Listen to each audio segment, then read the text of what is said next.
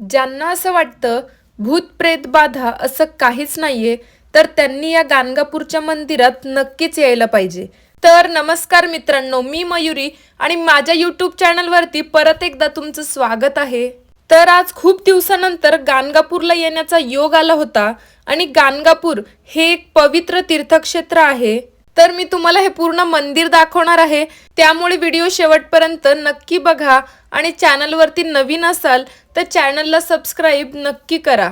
गाणगापूर हे एक पवित्र तीर्थक्षेत्र आहे आणि येथील नरसिंह सरस्वती स्वामी श्रीपाद वल्लभानंतर दत्तात्रेयांचे पूर्ण अवतार मानले जातात. येथे भीमा आणि अमरजा या दोन नद्यांचा संगम आहे आणि असं म्हणलं जातं की इथे आल्यावर भूत बाधा करणी दूर केली जाते. जर तुम्ही इकडे येत असाल तर एकदा आरतीसाठी नक्की थांबा, कारण ज्यांच्या अंगात भूत प्रेत बाधा काहीही असेल ना, तर ते आरती चालू झाल्या झाल्या येथील खांबांवर चढतात. काही लोक तर बाहेरून आत यायला सुद्धा तयार होत नाहीत. या मंदिरात त्यांच्या अंगातील बाधा दूर केली जाते. तर गाणगापूरमधील अशा या पवित्र ठिकाणी तुम्ही आलाय का, मला कमेंटमध्ये नक्की सांगा.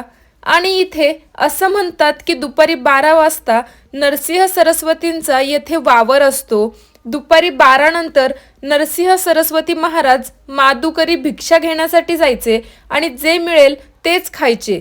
त्यामुळे येथील दुपारची 12ची आरती झाल्यानंतर मादुकरी दिली जाते आणि 5 ठिकाणांवरून भिक्षा मागून खायचं असतं. आणि महाराज दुपारच्या भिक्षेसाठी गुप्त रूपाने येथे कोणत्याही वेशामध्ये उपस्थित असतात. पण आपण अज्ञानामुळे शेजारी असून सुद्धा श्री गुरूंना आपण ओळखू शकत नाही. गाणगापूर येथे दत्त महाराजांचा दिव्य अवतार श्री नरसिंह सरस्वती महाराज यांनी 22 ते 23 वर्ष वास्तव्य केले. श्री नरसिंह सरस्वतींनी गाणगापुरातून निघताना आपल्या पादुका शिष्याकडे दिल्या व सांगितले, या निर्गुण पादुका आहेत, परंतु निर्गुण असलेल्या पादुकांमध्ये माझा सगुण रूपाने वास राहील. येथे येणाऱ्यांच्या सर्व मनोकामना पूर्ण होतील. मनात कोणतीही शंका ठेवू नका. आमचा आशीर्वाद आहे, त्यावर विश्वास ठेवा. गुरुचरित्र ग्रंथातील प्रत्येक ओवीचा भावार्थ मार्गदर्शक आहे.